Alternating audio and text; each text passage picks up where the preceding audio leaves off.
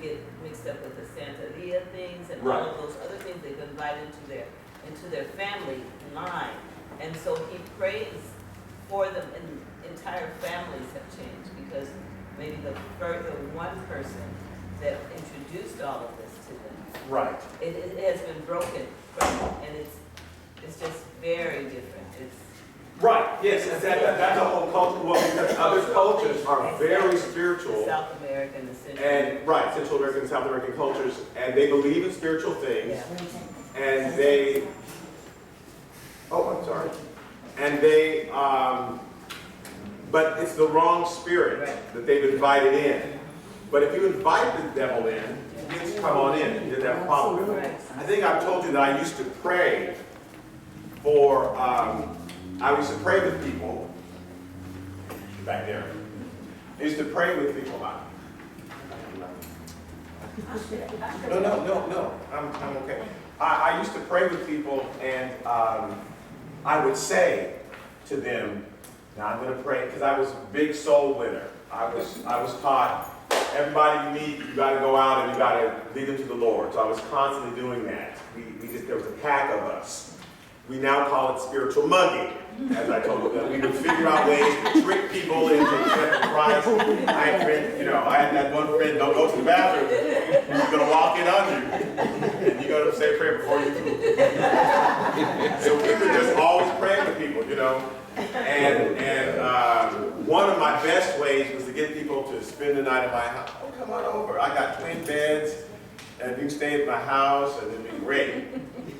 But when you got sleepy, I will start witnessing to you. Because your resistance was down. And we would pray, I just start very innocently talking about creation. And just passing out creation and how you were, God made us and da-da-da. Yeah, that's so interesting. Have you ever thought about that? Well, then we had a plan, and man, I would go through the whole plan of salvation, and at the end, and therefore, let's pray. And I said, okay, we're going to pray, but the devil's going to try to stop it. And I would call the devil into the situation. Because bless his holy name. He's going to try to stop it, and he's going to come in, and the devil doesn't want you to pray. So as we're praying, the devil's just going to, and they brace themselves, and I start, oh Lord, the devil's here, and the devil doesn't want it. And they would say, oh my goodness, I can see the devil. I said, yes, he's here. Lord, brace him. Yes, I knew it, the devil, and I would call the devil in. And then I finally stopped doing that, and the devil hasn't showed up since. But I'm telling you, every single time, people would tell me, while we were praying, your face turned red, and your face said, yes, that's the devil. He doesn't want it, and I would call the devil in. And you can call the devil in. You can believe so much in the devil, you can see all the time, that you're saying, yes, come on in, devil. But I know that the devil got here, and I don't worry about the devil. So I have family members who call me up. Who the devil said? I said, so tell them to leave. You have to call the devil. Don't be afraid of the devil. The devil has to leave. And when you know your authority, then the devil has to leave. But if the devil can make you think he gets to stay, then the devil said he has to stay. No, he don't. He can't. But you got to know that. You have to know that. You have to know that. Okay, so they didn't understand their authority. So let's read this. Oh, help us, Jesus, get through this and help me just not talk so much. Someone read the verse of Mark chapter 9. Mark chapter 9. When Jesus saw that the people came running together, he rebuked the unclean spirit, saying to it, deaf and dumb spirit, I command you, come out of him and enter him no more. Then the spirit cried out, convulsed him greatly, and came out of him. And he became as one dead, so that many said, he is dead. But Jesus took him by the hand and lifted him up, and he arose. And when he had come into the house, his disciples asked him privately, why could we not cast it out? Why could we not cast it out? Mark chapter 9. So why could we not cast it out? So that Jesus saw the spirit, and there's some keys here. I'll give you one key, but then we have to back up. So one key is that Jesus, sometimes you have to name the spirit. Now, sometimes, it's not a rule for every single time. People love to make up rules. Every single time you have to light 5 candles or something, because God may have led you to do something one way, Calhoun, Because, because he'll ask me these questions. Someone told me that you have to do this, or you have to do that. And if you're reading the Bible, Jesus does things in all kinds of different ways. So God may have led somebody one time. I want you to go in there and anoint everything with oil. And that's how that was supposed to happen. Oh, no, that's okay. I thought that could have been me. Because I'll sit here and talk and my phone's just going right on off. See? So you have to be trained. No. So God may have told you to put oil on everything, and that's how He wanted to do it that time. So then they'll make that a law. Right. Every time, the devil's there, you got to go with it. Well, no, you got to always talk to the Lord and ask Him, what should I do this time? Mm-hmm. So in this particular incident, sometimes you have to know the name of the Spirit. God will reveal to you what type of spirit it is, and you have to call it specifically by name. So come out of him, thou deaf and dumb spirit. Come out. And then the spirit came out, and the man fell to the ground. And I've seen that. I'm going to tell you a story later, because I've been in these experiences. And I'm about to go back into it. So there's a lot of things that happened to us when we were younger, that ways God used us, that He's going to be restoring and have you do again.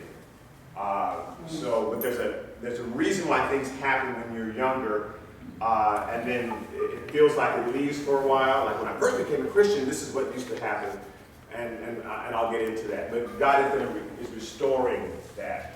So I have to be prepared. He's preparing me and others. I have to keep looking at this because